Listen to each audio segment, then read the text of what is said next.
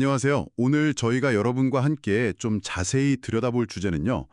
서울의 토지거래 허가제 관련해서 좀 예상치 못한 상황들이 나오고 있다는 기사들입니다. 네. 이게 투기를 막겠다는 원래 취지와는 다르게 특정 지역 전체를 묶는 방식 때문에 여러 이야기가 나오고 있죠. 맞아요. 이 제도가 기본적으로는 특정 구역에서 집을 살 때 실제 거주 목적이 아니면 허가를 안 내줘서 뭐랄까 투기 수요를 차단하려는 거잖아요. 그렇죠. 그게 핵심 목표였죠. 네. 그래서 이번 시간에는 이 제도가 왜 처음에 좋은 목표와는 달리 좀 논란의 중심에 서게 됐는지, 그리고 어떤 의도치 않은 결과를 낳고 있는지 그걸 좀 파헤쳐 보려고 합니다. 네, 흥미로운 주제가 될 것 같습니다. 자, 그럼 시작해 볼까요? 먼저 가장 좀 의아한 부분인데요. 시장 안정을 위해서 규제를 했는데 어떤 지역에서는 오히려 집값이 역대 최고치를 기록하고 있다는 거예요. 아, 그 잠실 엘스 말씀하시는군요. 네, 맞습니다. 송파구 잠실 엘스 전용 84제곱미터가 최근에 31억 4천만 원. 이게 신고가더라고요. 규제하면 거래가 막혀서 가격이 좀 내려가야 할 것 같은데 정반대 현상이 나타난 거죠. 이건 왜 이런 걸까요? 네, 그게 참 아이러니한 부분인데요. 핵심 원인 중 하나로 역시 그 매물 잠김 현상을 꼽을 수밖에 없습니다. 매물 잠김이요? 네. 그러니까 토지거래 허가구역으로 묶이면 실거주자만 집을 살 수 있게 되잖아요. 네, 그렇죠. 근데 특히 전세나 월세 세입자가 있는 집, 이런 집은 당장 주인이 들어가서 살 수가 없으니까 아예 매물로 내놓기가 거의 불가능해지는 거예요. 아, 그렇군요. 실거주해야 하는데 세입자가 있으니 못 파는 상황. 바로 그겁니다. 결과적으로 시장에 나올 수 있는 집 자체가 급격히 줄어드는 거죠. 실제로 통계를 보면요. 지난 3월에 규제 확대 발표가 있었잖아요. 그 이후로 강남 3구랑 용산구 아파트 매물이 한 27% 정도 줄었다고 해요. 27%나요? 꽤 많이 줄었네요. 네.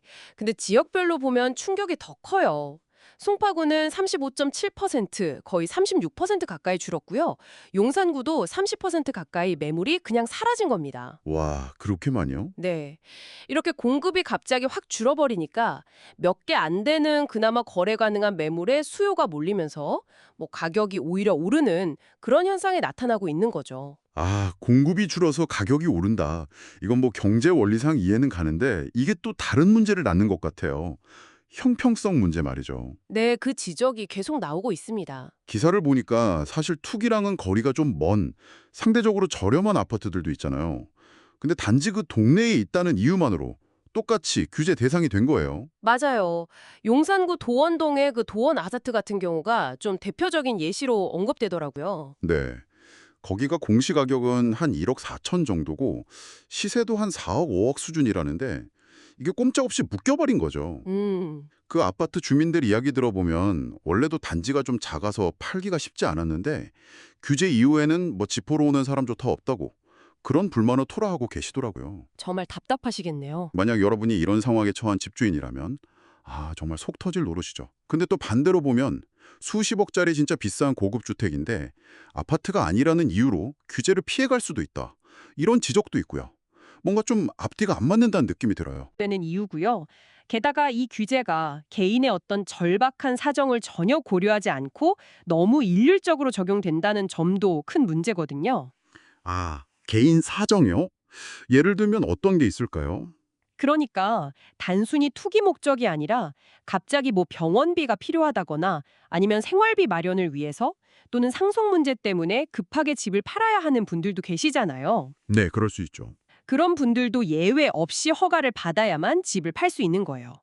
근데 문제는 팔려고 내놔도 이걸 살 수 있는 사람이 극히 제한되니까 거래 자체가 성사되기가 너무 어려운 거죠.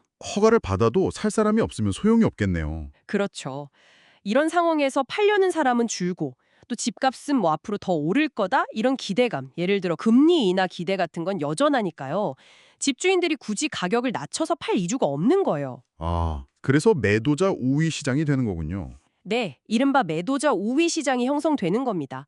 결국 집을 꼭 사야 하는 실수요자 입장에서는 선택의 폭이 정말 좁아진 상태에서 어쩔 수 없이 그 높은 가격을 받아들여야 하는 약간 울며 겨자 먹기 같은 상황에 놓이게 되는 거고요. 상황이 참 복잡하네요. 그래서 그런지 서울시에는 관련 민원이 지금 폭주하고 있다고 하죠. 이게 다 뭘 의미한다고 봐야 할까요? 서울시 입장에서는 일단 그 구단위 지정이 투기 과열을 막기 위한 좀 불가피한 조치였다. 이렇게 설명을 하고 있어요. 불가피했다. 네. 그리고 일단 6개월 동안 한시적으로 운영하면서 거래량이나 가격 변동 추이를 좀 면밀히 지켜보겠다. 이런 입장인 것 같습니다. 6개월요. 일단 지켜보겠다. 네. 어떻게 보면 정책이 목표로 했던 것과 실제 시장의 반응, 그리고 그 과정에서 시민들이 겪는 어떤 불편함, 이 사이의 긴장 관계가 아주 뚜렷하게 드러나는 지점이라고 할 수 있겠죠. 그렇군요. 그럼 좀 정리를 해보자면 원래 투기를 막으려고 했던 토지거래 허가제가 의도치 않게 매물 부족을 더 심화시켰고 이게 일부 지역에서는 오히려 가격 상승 압력으로 작용하고 있다. 이런 거네요. 네, 맞습니다. 그리고 특히 규제 지역 안에 있는 상대적으로 투기와는 거리가 먼 저가 아파트 소유주들에게는 예상치 못한 어려움을 주고 또 형평성 문제까지 불거지고 있고요. 정확합니다. 그런데 여기서 우리가 한 걸음 더 나아가서 생각해 볼 질문이 있는 것 같아요. 어떤 질문일까요? 특정 지역의 부동산 거래를 이렇게 강력하게 묶었을 때 그 영향이 과연 그 지역에만 딱 머물까요? 어쩌면요, 이 규제로 인해서 뭐랄까 풍선 효과처럼 규제를 받지 않는 바로 옆 동네나 아니면 아파트가 아닌 다른 유형의 주택 시장으로 수요가 막 쏠리면서 또 다른 예상치 못한 변화가 장기적으로 나타날 수 있진 않을까요? 아, 풍선 효과 말씀이시군요. 규제 없는 곳으로 수요가 이동하는.